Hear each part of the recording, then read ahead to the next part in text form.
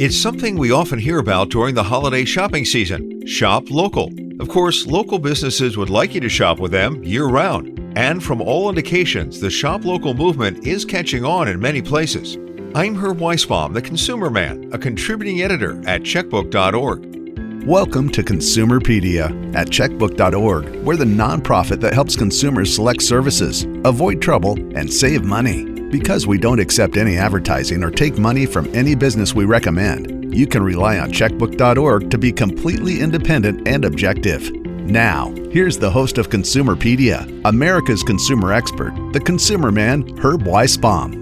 The Shop Local movement encourages us to buy goods and services from locally owned independent businesses rather than national chains or online giants. It's both an economic strategy and social campaign aimed at supporting the local economy, fostering community identity, and promoting sustainability. Here to talk about all that, Jen Barger, Checkbook's Director of Content. Hi, delighted to be here. This is a topic that's very close to my heart. And Stacy Price, founder of Shop Made Brands. Her stores only sell products made in a specific area, and she has now 8 of those in D.C., Maryland, and Virginia. Hello, Stacy. Hello. Thanks for having me. So, Stacy, it sounds like Shop Local has really taken off. I would say so. I've been working in this movement for a couple of decades now, and I'm excited to say that my job is less telling people why they should shop local and more providing the space for it to happen. What sort of products do you sell in the stores, and how many small companies do you think sell through those stores? Anything that you could imagine using and buying, we carry in our stores. So imagine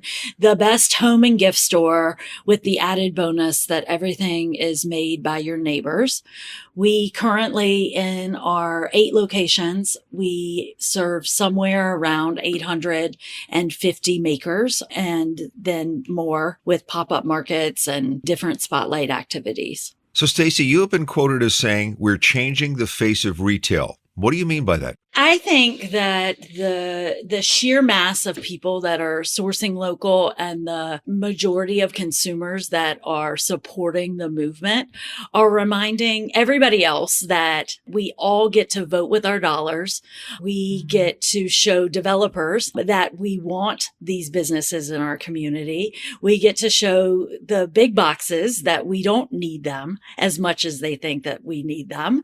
And we get to show people that are skilled and entrepreneurial, that they can create a living by manufacturing something or by starting their own business. Jen, from previous episodes, we know you like to shop. You just wrote a story for Checkbook about your attempt to shop local for 30 days, and we're going to dive into that in the next segment. But right now, I'd like to know what appeals to you about spending your money with a small independent retailer. I think that it's because you get to know often the shopkeepers, or sometimes you get to know the people who are making something. I mean, you might get to know a local artist and you're like, I love your painting, but it's not big enough for my living room. And they might make you one that's the right size. So it's really about forming relationships, and it makes you closer to your neighbors as well as economically supporting them. So that's what appeals to me. It's just a different kind of shopping that takes a lot of the bland out of your retail experience. So, devil's advocate kind of question here for you, Stacy. If I shop at Target or Home Depot or Lowe's or whatever, local people are being employed, local people are making a living from my purchases. So how is that different from shopping at a local store? True. Local stores are going to 100% put employing local residents as a top priority, but they're also going to put all of their other business practices, doing all of their other business practices with local businesses a priority. So they're going to use a local printer. They're going to use a local cleaner. They're going to source all of their local supplies from the local hardware store.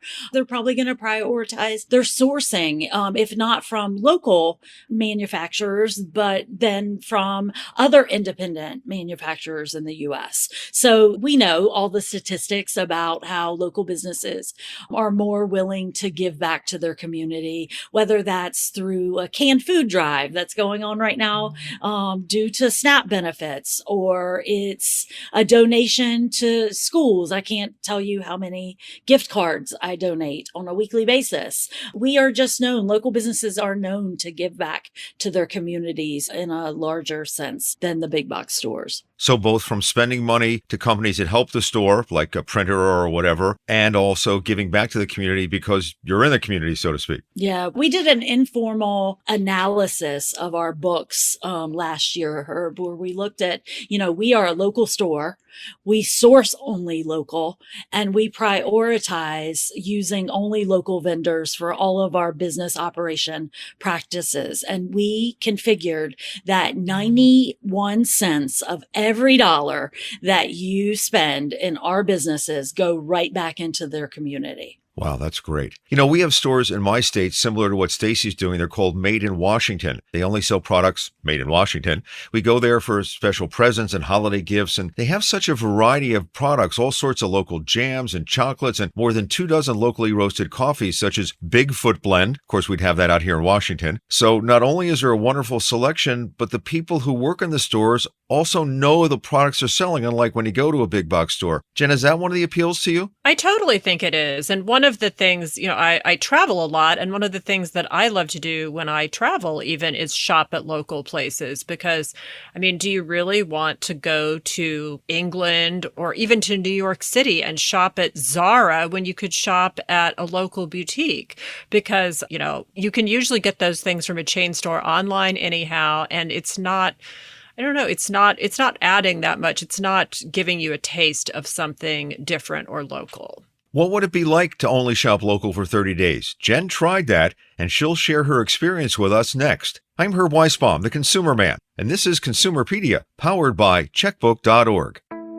At Checkbook.org, we have the answers to your consumer questions 24/7. That's Checkbook.org. We're a unique nonprofit that can help you with select local service providers, avoid trouble, and save money. Because we don't accept any advertising or take money from any business we recommend, you can rely on Checkbook to be completely independent and objective. Our advice is always free. Ratings of local services are available with a subscription. If you live in one of these 7 metro areas and haven't joined Checkbook yet, check us out. Boston, Chicago, Philadelphia, Seattle, San Francisco, Minneapolis-St. Paul, and Washington, D.C. Get your free 30-day subscription by going to checkbook.org/consumerpedia.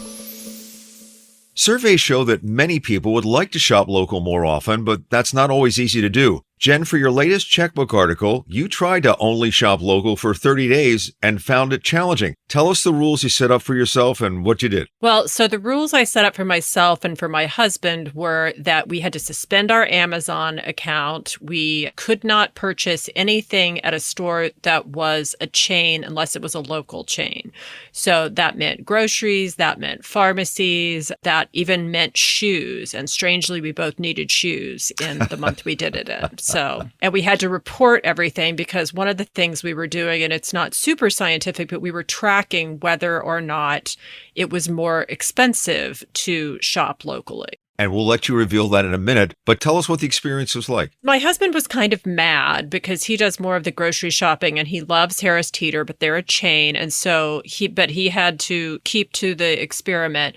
We found that some things were more expensive. We eat a lot of fish, and getting fish for a reasonable price did end up being more expensive at our local market. Was it better fish? Maybe. So we did that. And we also, for example, I moved all of my prescriptions from CVS to a local pharmacy called Shafali. Please don't ask me to spell that. But I moved it there. And while there were a few inconveniences with moving to Shafali, like for some reason, since they've been around since, 1880 or something, they don't have a system where they auto renew and they don't text you when RXs are ready, but they're nicer and they don't sell their toothpaste from behind a plastic screen like they do at CVS. So I was a convert. I'm now at Shefali's for life. Things like that were a challenge. And my husband, who's a recently retired economist, he kind of got into it, but he found that instead of being able to go maybe to one store, like the Harris Teeter, he ended up going to multiple stores. And I usually go to the farmer's market every weekend. So the farmer's market really, we ate more seasonally, I'll tell you that. And it did make us shop less in general because you don't, I have an on and off affair with Amazon. I break up with them constantly and then end up going back because I need something like, well, I need 8-inch tall tapers for Thanksgiving and I can't find them anywhere. But it made us shop less. So that was, I think, good. By the way, my father was an independent pharmacist in King of Prussia, Pennsylvania, back when it was a sleepy little suburb outside of Philadelphia. And I know the way we treated customers as compared to when the big chain thrift drugs came in was night and day. The way we took care of people and what we did. My father delivered for free. He once walked in the snow to deliver prescriptions to people. And the thrift drug who, maybe the ice cream was 2 cents a gallon cheaper or something, but there was no customer service whatsoever. But people went for the price. And sometimes they're not the same. You have to decide which way you want to go. Yeah, and I also feel like people at these chain stores, I have nothing against the CVS in my neighborhood. The pharmacists are good there, but they're overwhelmed. Yeah. And I'm not saying the local pharmacy seems pretty busy too, but they do seem to pick up the phone if I call, and it's just an altogether more pleasant experience. I think corporate places, maybe, who knows if there are quotas, but they have to implement policies that are often more about the bottom line and less about the customer. Like, for instance, those, everything is locked in a plastic screen now at CVS, which makes, shopping for things that aren't drugs it's a very unpleasant experience. Did you find some situations where you absolutely had to just go with a big name retailer? Well, I stepped on my e-reader midway through the month, and I'm a big reader. I can't exist without an e-reader. And I stepped on it. I cracked it. I tried to keep reading on it. And then I went down a whole rabbit hole. I was like, well, I can switch to, there is this great app called bookshop.org that enables you to buy books from independent retailers, even if you don't show up in person. So here in DC, we can, do it at Politics and Prose, or there's a local bookstore in my neighborhood called Lost City Books. But what I found was that with e-reader, I went back and forth. I almost bought a new iPad, but I did buy a new Kindle. And now Jeff Bezos and I are, playing footsie again on the Kindle, which I hate. But, I couldn't justify the $400 more that a new iPad was going to be. So You mentioned something to me before we started taping, which was that you consider Ace Hardware to be shopping local. Well, because they are, and Stacy may know about this as well, is that many of them are local franchises. They're usually locally owned. And so I know that the one in our neighborhood, because Stacy and I live about a block and a half apart,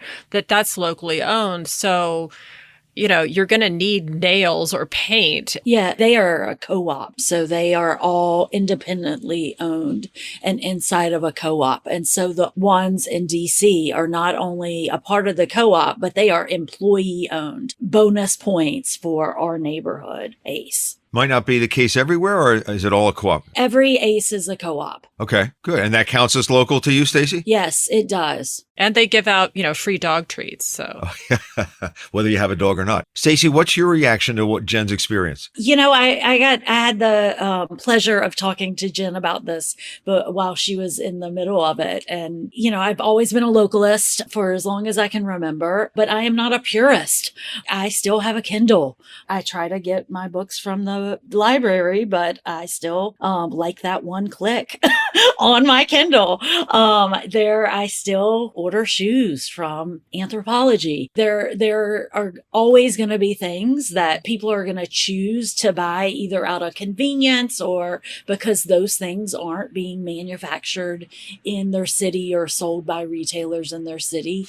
And I think that's okay. I think we can't expect people to be absolute, but I think that we can encourage people to be thoughtful and to educate them on what is around them and what they can purchase right there in their neighborhoods and why it is important. And again, I feel like our consumers and a lot of our country are very privy to that. And you told me the pandemic helped local stores. Yeah, because I think, again, I think that was the consumer.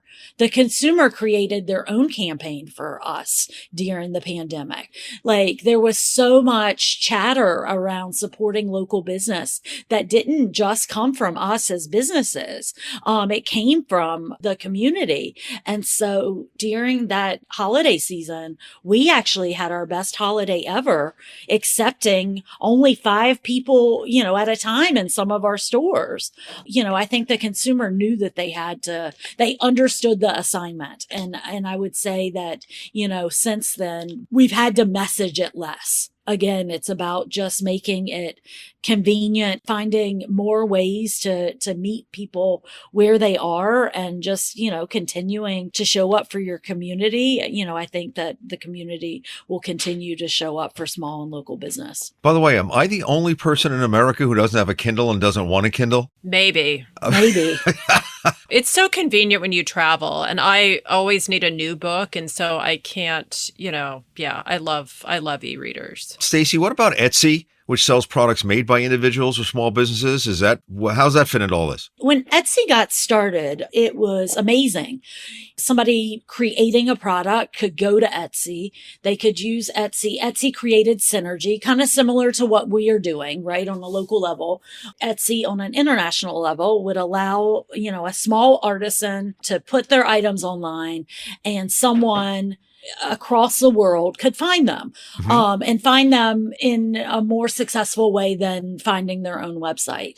Through the years, I have to say, Etsy is not as clean as it used to be. So, Etsy used to be very strict on who it allowed to sell goods on its website. It used to always be handmade goods. And now you can go on Etsy and you can still find those things. So I 100% am still an Etsy shopper. I still go to Etsy. You just have to be careful, because there are sellers on there that are selling things that are made in China, or, made in India, or, all of a sudden I'll order a light fixture for one of my stores thinking that it is, handmade, and it will take 2 months to get to me because it is on a cargo ship.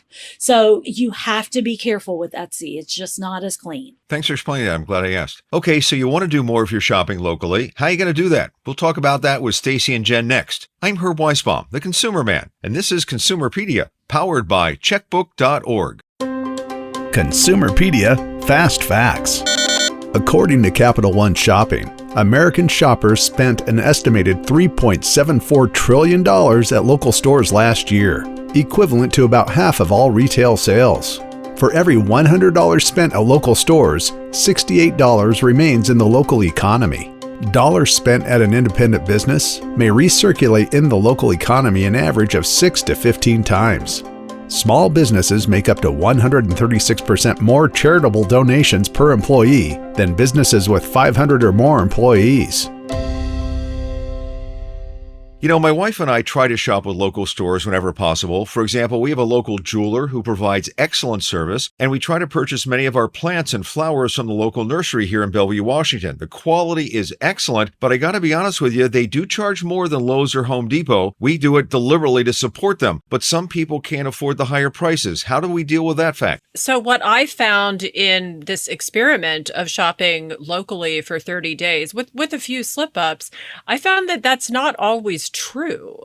So, I mean, it can be, and and my husband and I live downtown in DC, and we don't have kids, and we have a lot of stores we can walk to, but we were surprised that it's not, your local nursery might not always be more expensive than Home Depot. I think we couldn't come up with anything firm on whether that was really true. But quality is important also. If you get a plant that dies, a really beautiful plant, so that's why we're willing to pay a little bit more. Sometimes that may be the trade-off. Yeah, and I think it's also like, say, the farmer's market. While we were doing our experiment, and just generally in life, I shop at the farmer's market in my neighborhood a lot.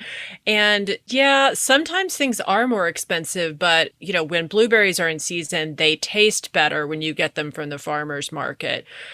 So I think it ends up being worth it, or maybe, and one of the things I said in the article was that because we sort of put ourselves on this limitation, we live in Washington, D.C., there is not, believe it or not, crab meat at our farmer's market. Mm-hmm. So we ate a lot more vegetarian for that month that we shopped locally, because the fish and meat, while they have them at some local stores, they do tend to be a little more expensive. But I feel like overall it just made me a more mindful shopper than usual. Stacey, thoughts on the price points? Well, I was just gonna bring up the thought of also social capital. Not that you want to go into shopping local expecting this, but it's about relationships. So if you always are going to the farmer's market to buy your goods and you happen to be there, often somebody will say, "Oh, we have this left over," and they give it to you. And there's an added bonus that you get from the relationships that you build with store owners or farmer's market vendors, etc., that pays off in other ways, whether it be leftover merchandise at the end of an afternoon, or a special invitation to a discount sip and shop, or a favor in another way. That's something to consider. Final question for both of you. For people who want to shop locally more, how do they start? Jen, you wrote about that in your checkbook story. The farmer's market is a great place to start. I know there are some people that don't live that close to a farmer's market, but there's generally one almost everywhere. So I think try to do something like that. I think a local pharmacy is a particularly good way to do that because of how insurance works, et cetera. Your drugs are not going to be more expensive there. And you might even get, a really stupid example. I was getting a Valium for an MRI like a few months ago. And, I put the RX in, and I'm sure it was going to be like $1 at CVS, but my local pharmacy was like, "This is stupid. We're not charging you." Now, it's a silly little example, but it is that sort of like person to person thing that they're maybe not nickel and diming you. They might have to charge a bit more, but they're not nickel and diming you. Or one thing that I did find is that many local places are willing to price match. Now, I don't sort of advocate you going in and being like, "Oh my God, like I need toilet paper and this, like you are charging 5 cents more than Target. Can you do that?" But what happened to me was I needed an electric tooth flosser because my dentist recommended that. And the local pharmacy was willing to order me one for the same price as Amazon. And I was like, sure, okay. And I don't think, did they make a lot of money on that? Probably not, but they were willing to do it, and it made me feel a lot better about buying it. This is a great time of the year to look at, your holiday markets that are all around you. You already have a shopping list for holiday gifts. Go meet some of the small artisans that are making goods and get out into your community. That's a great way to spend your dollars locally. Well, this has been a lot of fun and put me in the mood for holiday shopping, as a matter of fact. I want to thank our guest, Jen Barger, content manager at checkbook.org. Thank you, Jen. Thank you. It was fun. And, if you're shopping for me, my shoe size is 9. Thank you for saving me the trouble of having to ask. Thank you very much. And Stacey Price, founder of ShopMade Brands. Stacey, thank you so much, and continued success with your businesses. Thank you. Thanks. By the way, you can read Jen's article, "What Does It Really Take to Shop Local?" on checkbook.org. And you'll find Stacey at shopmadeindc.com, shopmadeinva.com, and shopmadeinmd.net.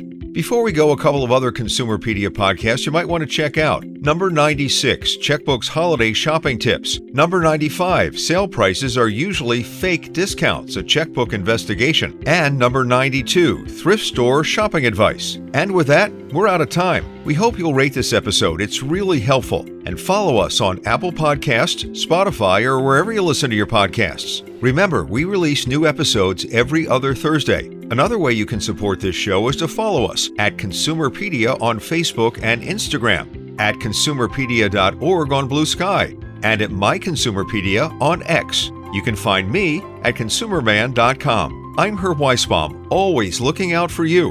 Until next time, be smart and shop wisely. Happy holidays. Consumerpedia is a public service of checkbook.org. We're a unique nonprofit that helps you save money and make smarter choices. You can count on Checkbook to help you find the best services and avoid the worst, with local ratings that are accurate and unbiased. If you live in or around these 7 cities and haven't joined Checkbook yet, check us out. Boston, Chicago, Philadelphia, Minneapolis-St. Paul, Seattle, San Francisco, and Washington, D.C. To get your free 30-day subscription, go to checkbook.org/Consumerpedia. Consumerpedia, empowering consumers to save money and make smarter choices.